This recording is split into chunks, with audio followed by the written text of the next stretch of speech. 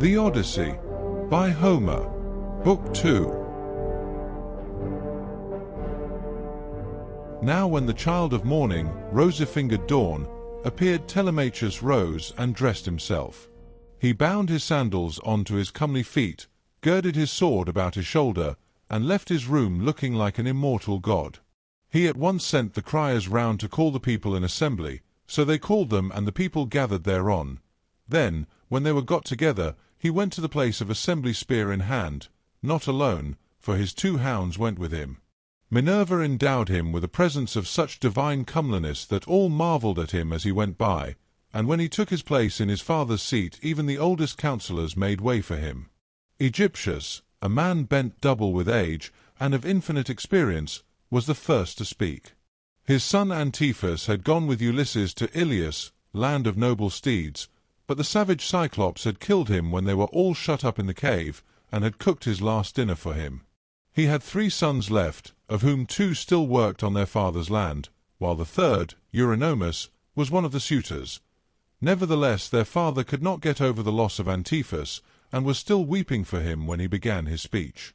"Men of Ithaca," he said, "hear my words. From the day Ulysses left us there has been no meeting of our counsellors until now. Who then can it be, whether old or young, that finds it so necessary to convene us? Has he got wind of some host approaching, and does he wish to warn us, or would he speak upon some other matter of public moment? I am sure he is an excellent person, and I hope Jove will grant him his heart's desire."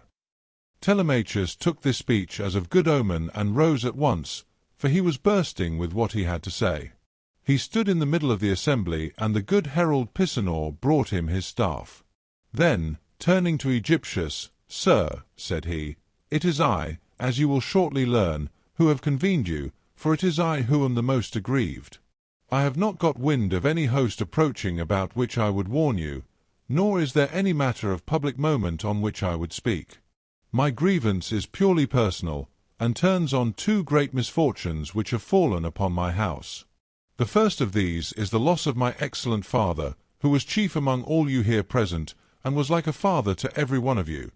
The second is much more serious, and ere long will be the utter ruin of my estate. The sons of all the chief men among you are pestering my mother to marry them against her will. They are afraid to go to her father Icarius, asking him to choose the one he likes best, and to provide marriage gifts for his daughter, but day by day they keep hanging about my father's house, sacrificing our oxen, sheep, and fat goats for their banquets, and never giving so much as a thought to the quantity of wine they drink. No estate can stand such recklessness. We have now no Ulysses to ward off harm from our doors, and I cannot hold my own against them. I shall never all my days be as good a man as he was, still I would indeed defend myself if I had power to do so, for I cannot stand such treatment any longer. My house is being disgraced and ruined. Have respect, therefore, to your own consciences and to public opinion. Fear, too, the wrath of heaven, lest the gods should be displeased and turn upon you.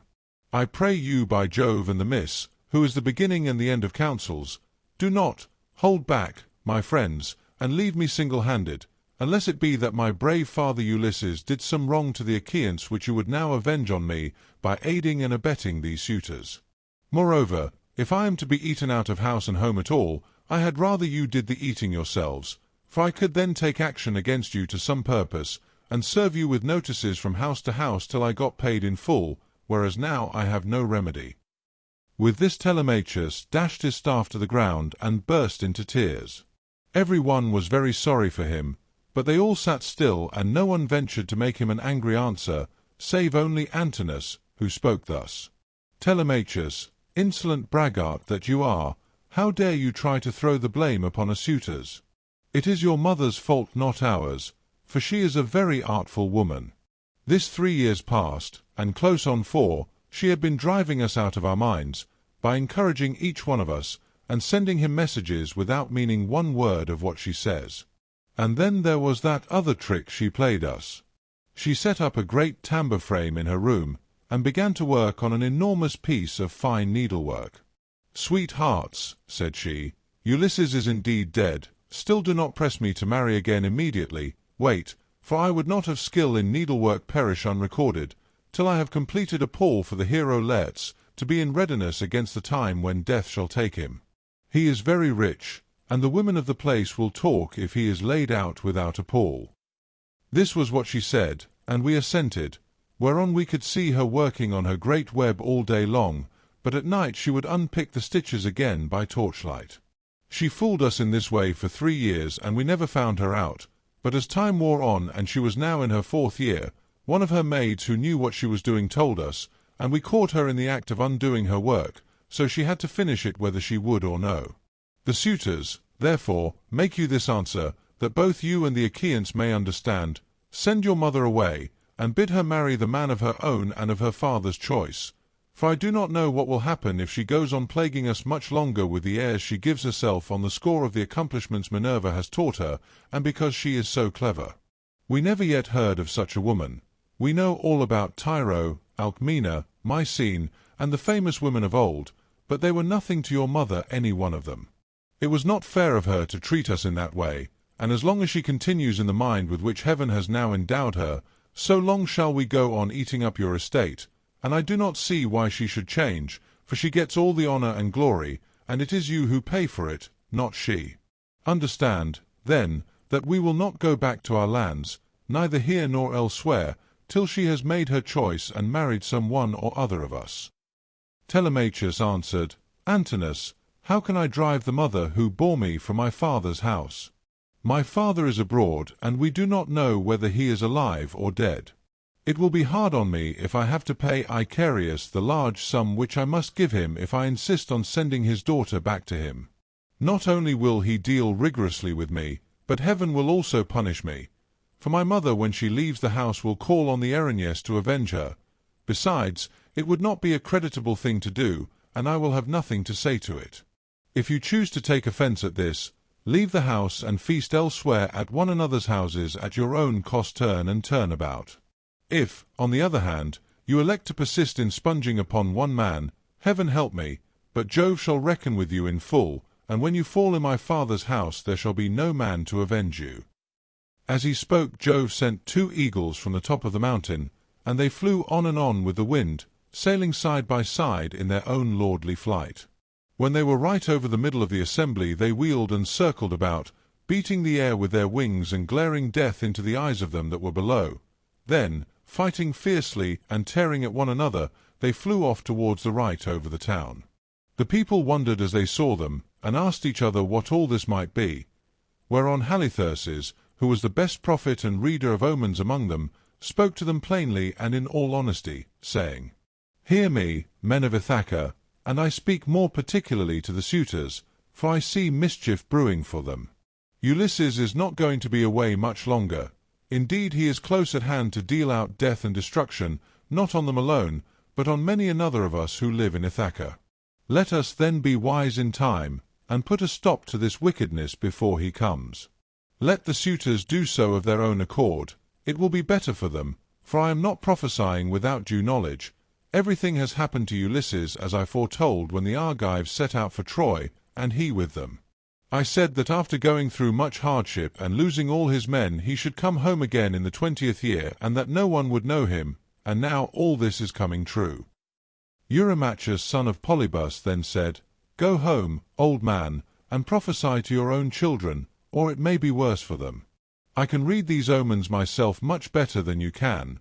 Birds are always flying about in the sunshine somewhere or other, but they seldom mean anything.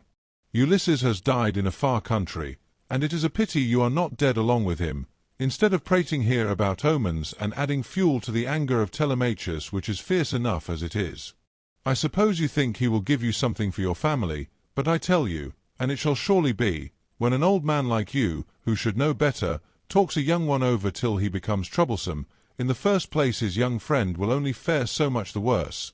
He will take nothing by it, for the suitors will prevent this, and in the next, we will lay a heavier fine, sir, upon yourself than you will at all like paying, for it will bear hardly upon you.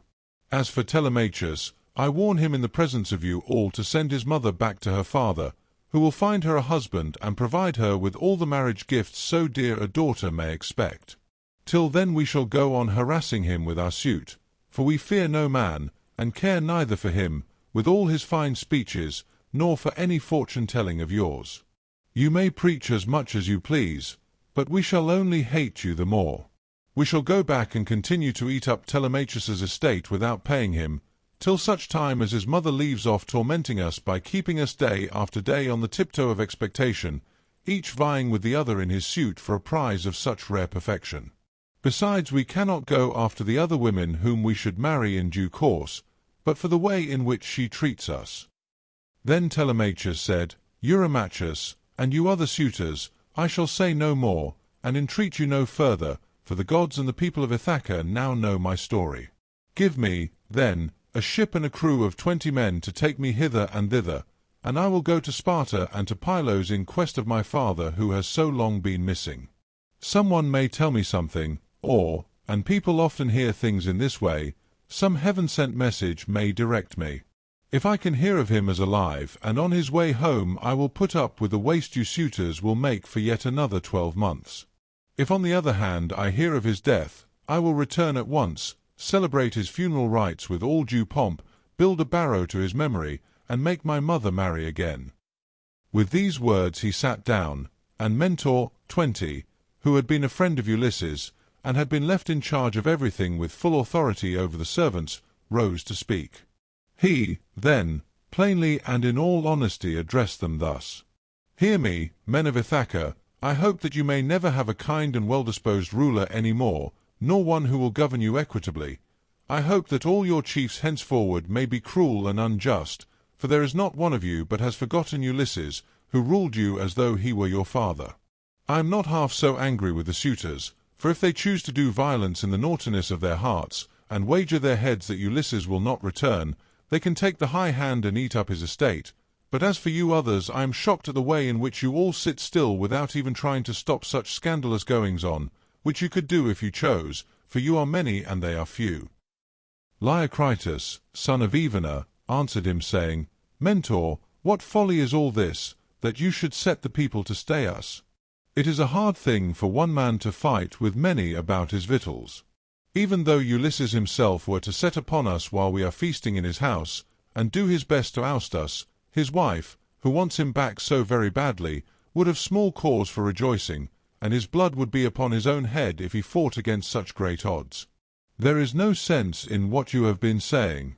Now, therefore, do you people go about your business, and let his father's old friends, Mentor and Halitherses, speed this boy on his journey, if he goes at all, which I do not think he will, for he is more likely to stay where he is till some one comes and tells him something."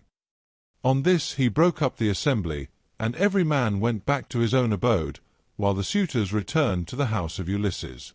Then Telemachus went all alone by the seaside, washed his hands in the grey waves, and prayed to Minerva. "Hear me," he cried, "you god who visited me yesterday, and bade me sail the seas in search of my father who has so long been missing. I would obey you, but the Achaeans, and more particularly the wicked suitors, are hindering me that I cannot do so." As he thus prayed, Minerva came close up to him in the likeness and with the voice of Mentor. "Telemachus," said she, "if you are made of the same stuff as your father, you will be neither fool nor coward henceforward, for Ulysses never broke his word nor left his work half done. If, then, you take after him, your voyage will not be fruitless, but unless you have the blood of Ulysses and of Penelope in your veins, I see no likelihood of your succeeding. Sons are seldom as good men as their fathers. They are generally worse, not better. Still, as you are not going to be either fool or coward henceforward, and are not entirely without some share of your father's wise discernment, I look with hope upon your undertaking. But mind you never make common cause with any of those foolish suitors, for they have neither sense nor virtue, and give no thought to death and to the doom that will shortly fall on one and all of them, so that they shall perish on the same day. As for your voyage, it shall not be long delayed. Your father was such an old friend of mine that I will find you a ship, and will come with you myself. Now, however, return home, and go about among the suitors. Begin getting provisions ready for your voyage. See everything well stowed, the wine in jars, and the barley meal, which is the staff of life, in leathern bags, while I go round the town and beat up volunteers at once. There are many ships in Ithaca, both old and new. I will run my eye over them for you and will choose the best. We will get her ready and will put out to sea without delay." Thus spoke Minerva, daughter of Jove, and Telemachus lost no time in doing as the goddess told him. He went moodily home, and found the suitors flaying goats and singeing pigs in the outer court. Antinous came up to him at once and laughed as he took his hand in his own, saying, "Telemachus, my fine fire-eater, bear no more ill blood neither in word nor deed, but eat and drink with us as you used to do. The Achaeans will find you in everything, a ship and a picked crew to boot, so that you can set sail for Pylos at once and get news of your noble father." "Antinous," answered Telemachus, "I cannot eat in peace, nor take pleasure of any kind with such men as you are. Was it not enough that you should waste so much good property of mine while I was yet a boy? Now that I am older and know more about it, I am also stronger, and whether here among this people, or by going to Pylos, I will do you all the harm I can. I shall go, and my going will not be in vain, though, thanks to you suitors, I have neither ship nor crew of my own, and must be passenger not captain." As he spoke, he snatched his hand from that of Antinous. Meanwhile the others went on getting dinner ready about the buildings, 21, jeering at him tauntingly as they did so. "Telemachus," said one youngster, "means to be the death of us. I suppose he thinks he can bring friends to help him from Pylos, or again from Sparta, where he seems bent on going. Or will he go to Ephyra as well, for poison to put in our wine and kill us?" Another said, "Perhaps if Telemachus goes on board ship, he will be like his father and perish far from his friends. In this case we should have plenty to do, for we could then divide up his property amongst us. As for the house, we can let his mother and the man who marries her have that." This was how they talked. But Telemachus went down into the lofty and spacious storeroom where his father's treasure of gold and bronze lay heaped up upon the floor, and where the linen and spare clothes were kept in open chests. Here, too, there was a store of fragrant olive oil, while casks of old, well-ripened wine, and blended and fit for a god to drink, were ranged against the wall in case Ulysses should come home again after all. The room was closed with well-made doors opening in the middle. Moreover, the faithful old housekeeper Eurycleia, daughter of Ops the son of Pisenor, was in charge of everything both night and day. Telemachus called her to the storeroom and said, "Nurse, draw me off some of the best wine you have, after what you are keeping for my father's own drinking, in case, poor man, he should escape death, and find his way home again after all. Let me have 12 jars, and see that they all have lids. Also fill me some well-sewn leathern bags with barley meal, about 20 measures in all. Get these things put together at once, and say nothing about it. I will take everything away this evening as soon as my mother has gone upstairs for the night. I am going to Sparta and to Pylos to see if I can hear anything about the return of my dear father." When Eurycleia heard this, she began to cry, and spoke fondly to him, saying, "My dear child, whatever can have put such notion as that into your head? Where in the world do you want to go to, you, who are the one hope of the house? Your poor father is dead and gone in some foreign country nobody knows where, and as soon as your back is turned these wicked ones here will be scheming to get you put out of the way, and will share all your possessions among themselves. Stay where you are among your own people, and do not go wandering and worrying your life out on the barren ocean." "Fear not, nurse," answered Telemachus. "My scheme is not without heaven's sanction, but swear that you will say nothing about all this to my mother, till I have been away some 10 or 12 days, unless she hears of my having gone, and asks you, for I do not want her to spoil her beauty by crying." The old woman swore most solemnly that she would not, and when she had completed her oath, she began drawing off the wine into jars, and getting the barley meal into the bags, while Telemachus went back to the suitors. Then Minerva bethought her of another matter. She took his shape, and went round the town to each one of the crew, telling them to meet at the ship by sundown. She went also to Numon's son of Phronius, and asked him to let her have a ship, which he was very ready to do. When the sun had set and darkness was over all the land, she got the ship into the water, put all the tackle on board her that ships generally carry, and stationed her at the end of the harbour. Presently the crew came up, and the goddess spoke encouragingly to each of them. Furthermore, she went to the house of Ulysses, and threw the suitors into a deep slumber. She caused their drink to fuddle them, and made them drop their cups from their hands, so that instead of sitting over their wine, they went back into the town to sleep, with their eyes heavy and full of drowsiness. Then she took the form and voice of Mentor, and called Telemachus to come outside. "Telemachus," said she, "the men are on board and at their oars, waiting for you to give your orders, so make haste and let us be off." On this she led the way, while Telemachus followed in her steps.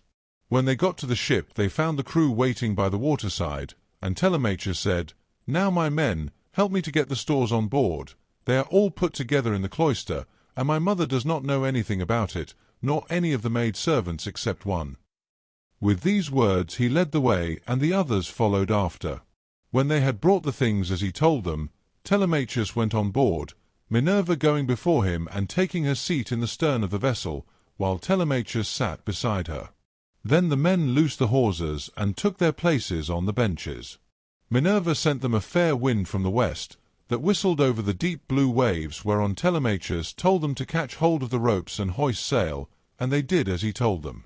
They set the mast in its socket in the cross-plank, raised it, and made it fast with the forestays. Then they hoisted their white sails aloft with ropes of twisted ox hide. As the sail bellied out with the wind, the ship flew through the deep blue water, and the foam hissed against her bows as she sped onward. Then they made all fast throughout the ship, filled the mixing bowls to the brim, and made drink offerings to the immortal gods that are from everlasting, but more particularly to the grey-eyed daughter of Jove. Thus, then, the ship sped on her way through the watches of the night from dark till dawn.